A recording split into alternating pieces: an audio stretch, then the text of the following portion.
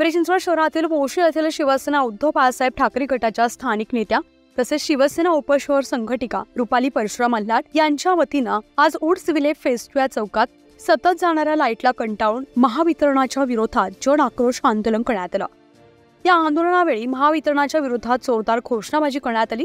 तसेच सत्ताधाऱ्यांकडून अधिकाऱ्यांची गळचेपी होत असल्याचा आरोप महाविकास आघाडीच्या नेत्यांनी केलाय। भोसरी विधानसभेत सत्ताधाऱ्यांकडून कामं झाली नसल्याचा आरोप महाविकास आघाडीच्या नेत्यांनी केलाय। सत्ताधाऱ्यांना ज्या भागातून मतदान पडत नाही तिथला विकास करत नसल्याचा आरोप सुलभा उबाळ यांनी केलाय। मोशी परिसरात बोगस फॅब्रिकेशनच्या अध्यक्ष म्हणून एक व्यक्ती फिरत असल्याचा आरोप सुलभा उबाळ यांनी केलाय। तसेच या आंदोलनात सत्ताधाऱ्यांवर तसेच महावितरणाच्या विरोधात जोरदार घोषणा करत निषेध व्यक्त केला।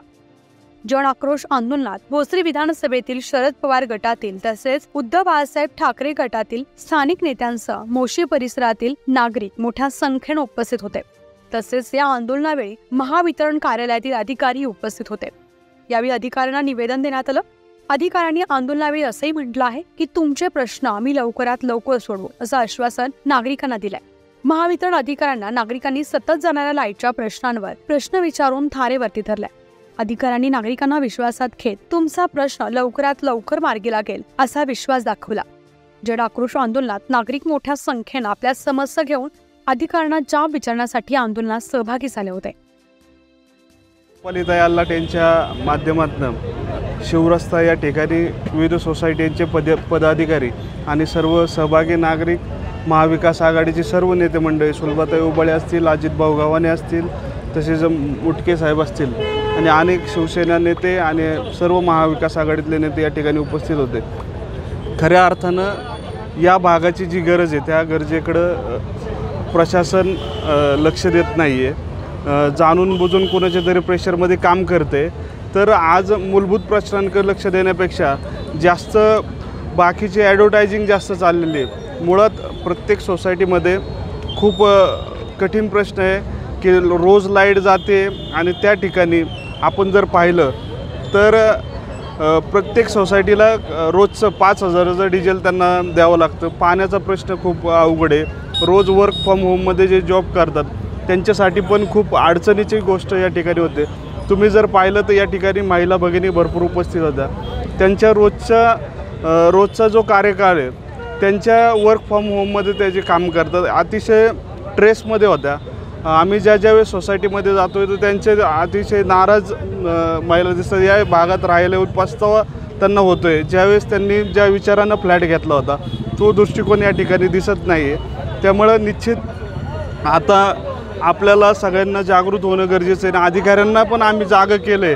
त्यांना शेवटची वॉर्निंग म्हणून आज आम्ही सांगितले की जर तुम्ही आम्ही फक्त आत्ता रुपालीताई आल्हाट यांच्या माध्यमातून या ठिकाणी फक्त आक्रोश एका ठिकाणी जमून व्यक्त केला आहे। नंतर आम्ही धडक तुमच्या ऑफिसमध्ये घुसून आणि प्रशासनाला महाविकास आघाडीच्या स्टाईलनं, शिवसेनेच्या स्टाईलनं रुपालीताईंच्या माध्यमातून या ठिकाणी आम्ही उत्तर देऊ असं या ठिकाणी सांगतो आणि या ठिकाणी थांबतो। आणि सर्वजण या ठिकाणी बहुसंख्य उपस्थित राहिले, सोसायटीधारक सर्व उपस्थित राहिले, याचं मनापासून आभार व्यक्त करतो। आज रुपालीताई आल्हाट यांच्या नेतृत्वाखाली या ठिकाणी शिवसेनेने आंदोलन घेतलेलं आहे। परशुराम भाऊ आल्हाट असतील, सुलभाताई असतील, सगळेच शिवसैनिक आणि आमचे महाविकास आघाडीचे सगळे कार्यकर्ते या ठिकाणी आंदोलनामध्ये आणि नागरिक पण मोठ्या प्रमाणात या आंदोलनामध्ये सहभागी झालेले आहेत। MSEBचा जो काही मागच्या काळातला जो काही त्रास पिंपरी चिंचवड शहरामध्ये सहन करायला लागतो, विशेषतः भोसरी विधानसभेमध्ये आणि ह्या नवीन गावांमध्ये फार मोठ्या प्रमाणात लोकांना त्रास होतो आहे।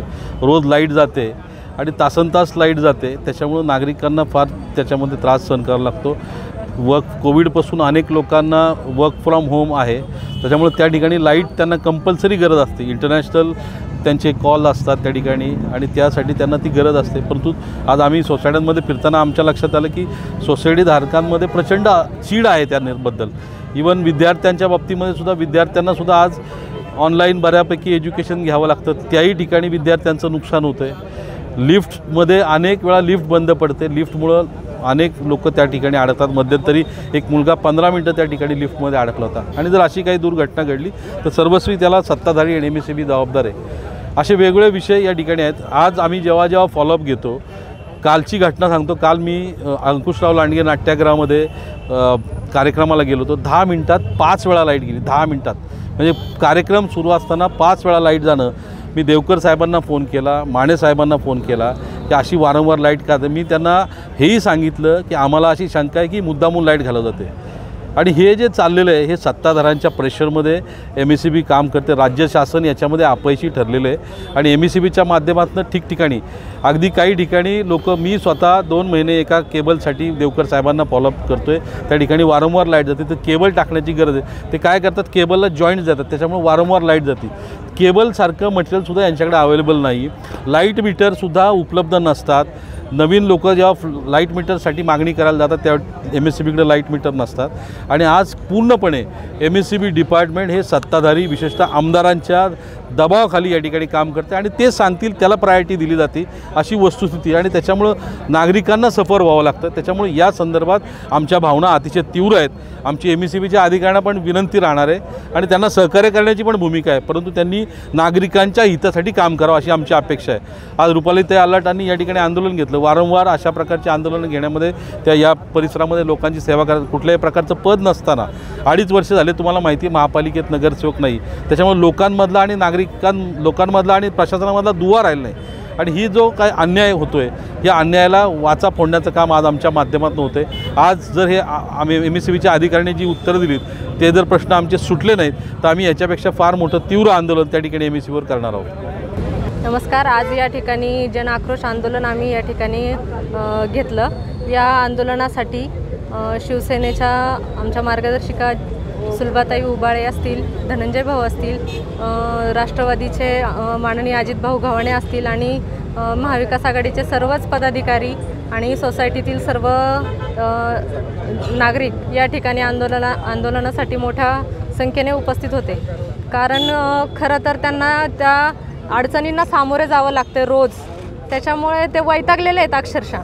त्यांना रोजचा डिझेलचा खर्च 4-5 हजार एवढा येतो. खरं तर एवढा 2-2, 3-3 तास लाईट जाते. कोण सहन करेल?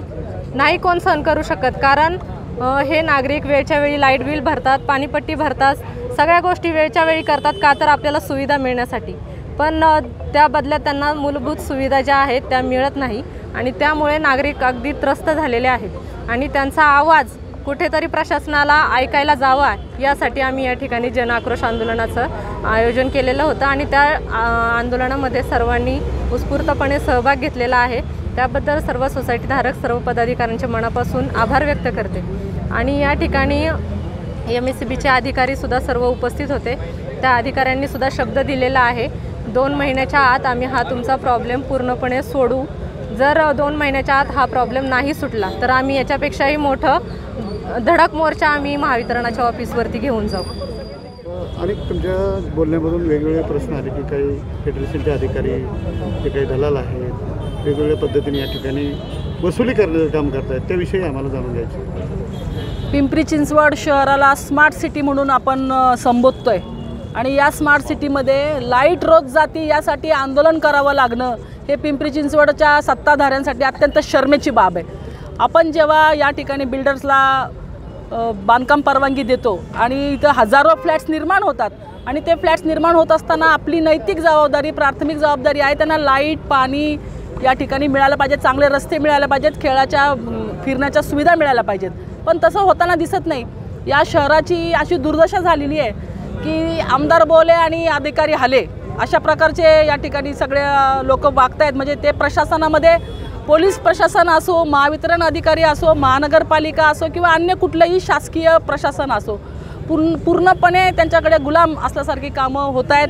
आपण ज्या ज्या सोसायट्या नव्याने निर्माण झाल्यात, ज्या ज्या होत आहेत त्यांच्या अडचणी तर अजून पुढे येतातच आहेत. परंतु ह्या शिवरस्त्याची ही सोसायटी वुड्सविले ही 10 वर्षापूर्वीची सोसायटी आहे. तरी त्यांना जर लाईटचा प्रॉब्लेम येत असेल तर हे अत्यंत खेदजनक आहे.